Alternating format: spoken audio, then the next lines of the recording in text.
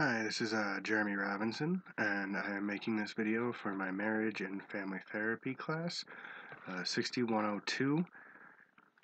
It's for North Central University, and for my assignment, I picked Howard Hughes as the person to diagnose and who to talk about. So I ended up watching The Aviator.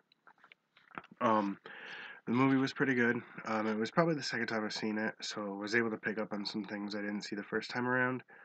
Um, I had this happen in a class. When I was getting my associates, there was a psychology class that we discussed The Aviator and things that he did. And so it was nice to take a second look at it. So I started with the diagnostic criteria for obsessive compulsive. And so it says the presence of obsession, compulsive, or both. And it says that obsessions are recurrent and persistent thoughts and urges or images that are experienced at some time during the disturbance as intrusive and unwanted, and that in most individuals caused marked anxiety or distress. Um, that's straight from the diagnostic manual. Uh, also, second part of obsessions is the individual attempts to ignore or suppress such thoughts, urges, or images, or to neutralize them with some other thought or action, which means performing the compulsion. Now, the compulsions are defined by repetitive behaviors, hand washing, uh, ordering, mental acts such as praying, counting, repeating, that the individual feels driven to perform in response to an obsession or according to the rules that must be applied rigidly. The second part is the behaviors or mental acts that are aimed at preventing or reducing anxiety or distress or preventing some dreaded event or situation. However, these behaviors or mental acts are not connected in a realistic way with what they are designed to neutralize or prevent or are clearly excessive. Now, um, for Howard Hughes, there's plenty of these examples. I mean, he has obsessed with the size of peas. On his Wikipedia, they said he had a special fork that was designated for the size of peas, and then in the movie, they showed him eating a meal when he was out with Audrey Hepburn, and he had a certain number of peas, he had a steak, and he was cutting it up, and the one guy that was sitting with them reached over and grabbed a pea off his plate, and that bothered him to the point where he refused to eat the rest of his meal. He actually got agitated enough to say something to the guy and leave, and it was a point where he stood up for himself, but it was because he was so upset about what had happened to his food. Um, Now, another thing he talked about another obsession he had was everything had to be perfect in his films, no matter what the cost of these things. Um, in that first film, Hell's Angels, they focused in The Aviator on how he wanted 26 cameras, and even though he had 24, which was 4 times the number of cameras MGM had, this was still not good enough for him. He needed to have 26 cameras to get the exact shots he wanted. So, that was obviously an obsession. He was going a little overboard with the cameras just to make the film exactly the way he wanted. I mean, most people would tell you the difference between 26 and 24 cameras on a shoot is not a huge deal. A lot of times sitcoms are done with 1 or 2 camera shots, so 26 is kind of crazy. Then another thing he had was the bottles of milk being brought to him, how he had to have the cap on him every time he drank them, because he was almost kind of a germaphobe in some ways, um, because of his obsession with germs and odd things. He couldn't almost function unless something was corrected. People's clothings per se. In the movie, they showed a person walking up to him and he had something on his collar, and it really bothered DiCaprio's character, and it made he freaked out and kept saying, "You got to do something about it. You got to do something about it." He literally couldn't function until that was taken care of. Um, Again, another thing he insists on doing was using tissues to pick up a lot of stuff, which honestly, that doesn't really save you from a lot of germs. They're not that safe as far as not transmitting germs. So it was kind of a compulsion that didn't really cover, taking care of what he needed to cover with that. So, Another obsession he had was in 1968. Wikipedia mentioned the film Ice Station Zebra that Howard Hughes became obsessed with. So he ended up watching the film about 150 times, according to the people that were around him at the time. Um, Now, besides that, he would lock himself away in the room and watch Hell's Angels over and over and over again, reel by reel, scene by scene, cutting it, editing it, doing everything himself, just to make sure it was right, and obsessing because he didn't want to make sure that even one scene was repeated.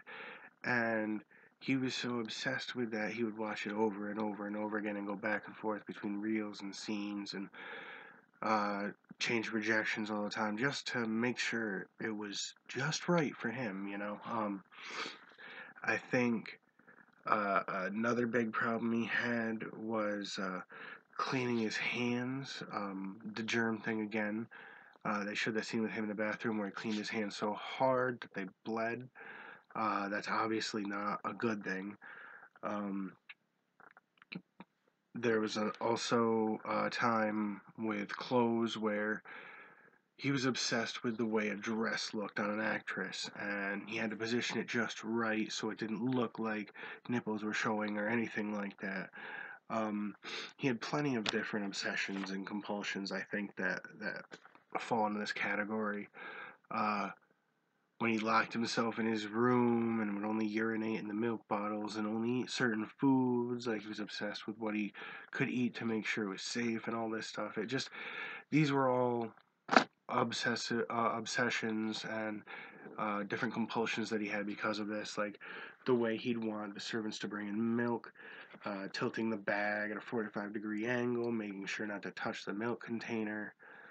Um, I think all these things definitely lead towards what was going on with him. Now, as far as other things, I some people could say that it might just be a flat out anxiety disorder, but I think that was kind of disproven with the repetitiveness. The few times in the movie you'd almost say he had a breakdown and kept repeating the same sentence over and over and over, like, come in with the milk, come in with the milk, come in with the milk, like over and over and over again.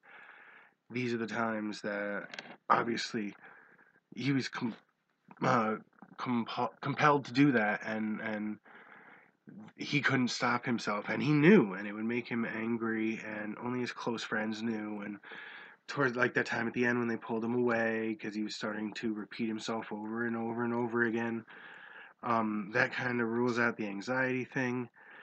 Some people could say it might also be schizophrenia, because he really was far out in the way he acted sometimes, and uh, the way he treated his films and how little he cared about certain things and others in life and what didn't really matter to him. But I think that can be crossed out because there was no hallucinations, no delusions, nothing really. I mean, everything that he did was he didn't really see anything fake. He was just. It's not like he saw giant germs attacking him. You know, he didn't see himself dying or being attacked by the wrong size peas. I mean, so I think in the end, you really have to say it pretty much comes down to obsessive compulsive disorder. Um, and from all the examples of his obsessions with films, watching them over and over and over again, getting them right, uh, the milk, drinking it, touching people, all these weird obsessions he had, and the compulsions with repeating himself over and over and over again and checking stuff, and every film reel, every little aspect, sound, making them do everything over. It had to be right his way. It really just all piles together and really almost screams obsessive compulsive disorder. Um, Besides that, I think that's pretty much it as far as that. Now, the different types of therapies that can be used for this. I think it comes down to a lot of the stuff they talk about is the psychological therapy. Um, One of the biggest ones that they talked about in the psychological therapy was cognitive therapy or cognitive behavioral therapy.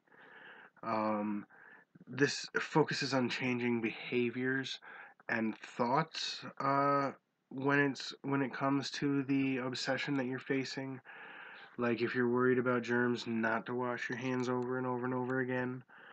Um, this is done with what's called ERP, which is exposure response prevention.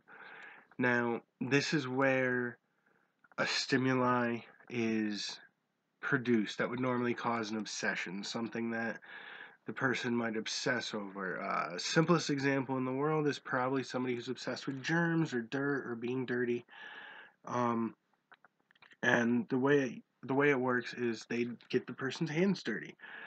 They could do this in multiple ways. A lot of therapists, if they want to dive right in and go with kind of an extreme treatment in the beginning for something like that, they might just go straight up with jelly or honey or something very sticky and nasty and goopy that would really drive somebody who had that compulsion to wash their hands, really drive them up a wall if they couldn't do it. So I think that they start with that and then they have them sit there and be like, no, you don't need to freak out and immediately wash your hands. They have them just play in it, touch it. Like, if you want to start out lighter, you can start with like a Play-Doh, something like that. Something where they're getting their hands kind of dirty, icky, maybe a different smell, different texture, but not really, a dangerous situation. They're not sticking their hands in vats of Ebola. I mean, it's it's nothing like that. So I mean, now the therapist is with them and works through them on this to make sure they're good with it through every step. Now, it can be a long process. It normally takes 15 to 20 sessions when stretched out, and the sessions themselves are long. They tend to be 90 minutes, give or take. On top of that, um, they have to do homework in between. The clients have to do homework in between. They also have to work on it themselves. Every little time they get their hands dirty, maybe they will go and see how long they can go without washing them, or find another release without having to wash their hands, or maybe they shake somebody's hands or give somebody a hug without freaking out. The little things, family members, people close to them. Um, Now, this can be found to be highly effective on about 2/3 of the people that stick with it. Um, there are some downsides to this type of therapy. Uh, Dealing with the harmful thought patterns and dealing with something like if you fear or have an obsession over something and having it thrown right in your face, a lot of people can't always deal with this. So some people will drop out. The hard work, the long sessions, the homework in between sessions, that causes people to not fare well with it. So if somebody's just obsessed with something but not compulsed to do something else, that's kind of rough too. It can work with just obsessions, but it's normally recommended for obsessions with compulsions like hand washing, things like that. And it can be expensive because of many sessions. Now, a big problem with therapy in general is the insurance companies covering everything and what's required, what's allowed, what's necessary, what's not. And because of the amount of sessions and the time it takes, a lot of insurance companies just don't want to cover it. So that can be a big issue too.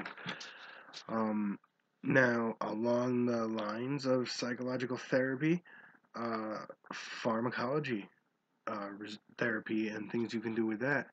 I guess the basic thing they discussed that I looked into was serotonin reuptake inhibitors. Anything they'd use for basic antidepressants nowadays. Um, it works by increasing the availability of the neurotransmitter serotonin to the nerve cells in the brain, and it kind of it's kind of right along the lines with they said it was up there with like ADHD and the way it works and depression, so they tend to work good. Now, if these medicines aren't working, they will in some cases or extreme cases try to use antipsychotics, but they only use them in small doses, not as much as they would in someone who actually maybe needed antipsychotics like bipolar or schizophrenic or somebody with a major mood disorder. Um, But the major reason they do these small doses is because in bigger doses it's found to increase OCD actually, which is kind of weird how in small doses it can kind of help it, but in big doses not so much. Um, Now a big downside to using the antidepressants. I mean, obviously there's all the basics with that. withdrawals if you try to stop using, just a different feeling. Anything that comes with antidepressants, the headaches, all the basics, nausea if they're not the right ones and they don't agree with you. Um, but the biggest downside comes when they start using the antipsychotics, because that can cause what's called, let's see, tardive dyskinesia, I think it's called. Uncontrolled muscle movements in the face. I have a couple people who come into the local store I work at, and I see it in them. I see the antipsychotics and what they can do. They're open to discuss it, and they know uh, the field I'm going for, so they're more than willing to talk about it and discuss it openly. So uh, they talked to me about it and said, yeah, it's from antipsychotics. They're schizophrenic, but they are on their meds all the time, and they understand what's going on. So I mean, it just goes to show that people can be functioning in society with these issues, as long as they have them under control, I guess you'd say. Um, Another therapy out there, I guess, would have to do with the family therapy. Now, as far as behavioral therapy goes, let's see here, it has to do with patients involving their family in every aspect of the therapy, bringing them in for the psychological therapy, so they can be there to help the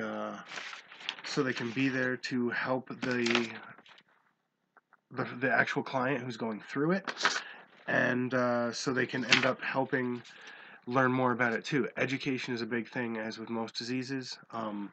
Education is huge because that can determine whether you build strategies together, which is a huge thing. It goes along with clients building their own goals as far as family therapy goes, which is a huge aspect in a lot of different types. But if they're building them with the family, then they know if they're reaching them or not, and they have a good support group. Support groups are always great, and families are one of the best ones you have. So, pretty much the only addition as far as family therapy would change is make sure the family is involved in both the treatment, the medication, let them know when they need to take it, to help them know when they're on it, and learn about the disease, know what negatives can be, learn to see when somebody's about to have an episode, maybe if they're starting to not take their meds, learn to notice these signs. So the family can be important.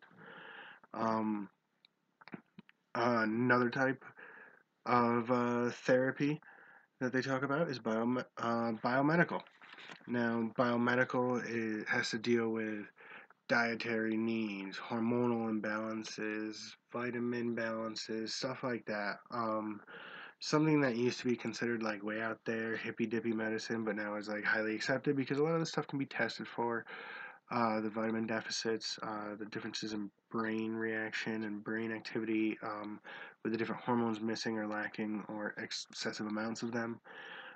So, one of the first steps they suggest is testing for food allergies or metal allergies, because that can be causing issues with the brain, which can be causing the OCD, causing the freak outs, the obsessions over something because they can't stop focus on it. Um, Another thing is a casein-free diet, which means nothing with like cow's milk protein, so nothing with like whey protein. Um, Obviously, no milk, anything like the protein shakes, anything like that. Nothing with whey protein. They say gluten-free may help, but they're not too sure on that. But they say it doesn't help and it doesn't hurt in general not to go gluten-free. So, obviously, with a lot of the biomedical solutions, a healthy diet, which in this case includes the fruits, veggies, the healthy proteins, the raw nuts. Um, Exercise as another big part. Outdoor activities, limiting video games or TV or something like that where they can focus or obsess or get like hooked on. Make them work, exercise, because the more they get out and move, the less energy they have, the less chance they have to have their little episodes. Besides that, they talk about nutritional supplements to worry about deficiencies. Now, besides the diet, you have omega 3s, fish oil, stuff like that, um, cod liver oil, Vitamin C and D3 are big ones. And then, last but not least, you have if the person's having trouble sleeping, melatonin, uh, which is a big medicine used in a lot of different issues for helping people sleep. It's very natural, can be picked up over the counter. So that's why it's kind of pushed along with omega-3, cod liver oil, vitamin C, and D3. These are all things that can be picked up over the counter. You don't need a prescription. You don't need a doctor. It doesn't. It's always good to check with your doctor before, but so other than that, I believe that's everything. So I believe in the end he did have obsessive compulsive disorder. Uh, can be helped as far as he goes with obviously psychological therapy. If you could get somebody to go in there and talk to him, as far as the family goes. The only person who seemed to really get to him was his two close friends and Hepburn. So he didn't really have any family, but at least try to get them involved as a good support group. He could definitely be supported with medicine as well. And biomedical, I mean, eating healthy, that almost goes with his let's try to get the germs out of there too. You go with the organics, the naturally grown, stuff like that. Um, and the supplements for his health. I mean, he seemed to be big about what he should eat and making sure everything's right. So I think those solutions would be good for him. All right, thank you.